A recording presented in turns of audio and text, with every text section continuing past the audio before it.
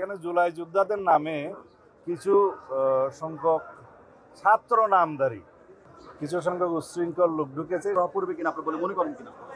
আমার জানা মতে এনসিপি এবং তিনটি কি চারটি বাম রাজনৈতিক দল স্বাক্ষর অনুষ্ঠানে যেতে পারে না। আমি বলবো না স্বাক্ষর করেনি, স্বাক্ষর করার সুযোগ উন্মুক্ত আছে। আশা করি তারা ভবিষ্যতে সনদে স্বাক্ষর করবেন।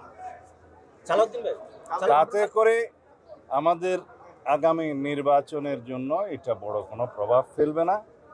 আমরা মনে করি সহনশীলতা সবার মধ্যে আসবে। হয়তো তাদের কিছু দাবি দেওয়া আছে, সেটা সরকারের সাথে আলাপ আলোচনা করবে।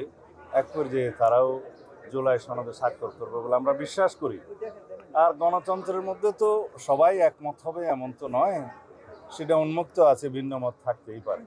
সালাউদ্দিন ভাই, গতকাল একটা ঐতিহাসিক দিনে যারা জুলাই আন্দোলনে ভূমিকা রেখেছিল তাদের সাথে পুলিশের সংঘর্ষ হয় এবং বেশ কয়েকজন আহত হয়। এরকম একটি দিনে তারা বলছে যে তাদেরকে জুলাই সনদের মধ্যে তাদেরকে যথাযথ মূল্যায়ন করা হয়নি জুলাই যোদ্ধারা, এরকম একটি অভিযোগ করছে তারা।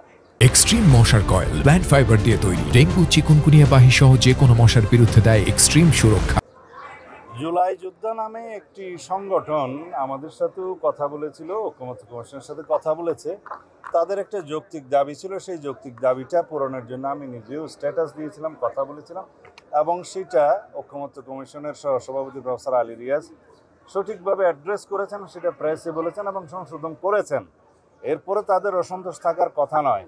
যে সমস্ত বিশৃঙ্খলা হয়েছে আমরা খোঁজ নিয়েছি, এটা তদন্তনাধীন আছে। দেখা গেছে এখানে জুলাই যোদ্ধাদের নামে কিছু সংখ্যক ছাত্র নামধারী, সেটা ইন্টারভিউতে আমি দেখেছি, কিছু সংখ্যক উচ্ছৃঙ্খল লোক ঢুকেছে। সেটা ফ্যাসিস্ট সরকারের ফ্যাসিস্ট বাহিনী বলে আমি মনে করি।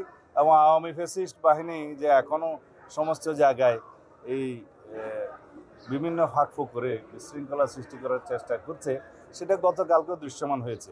এখানে কোনো জুলাই যোদ্ধা, সঠিক কোনো জুলাই অভ্যুত্থানের সাথে জড়িত কোনো আমার মনে হয় কোনো সংগঠন অথবা কোনো ব্যক্তি জড়িত থাকতে পারে না। থ্যাংক ইউ ভাই।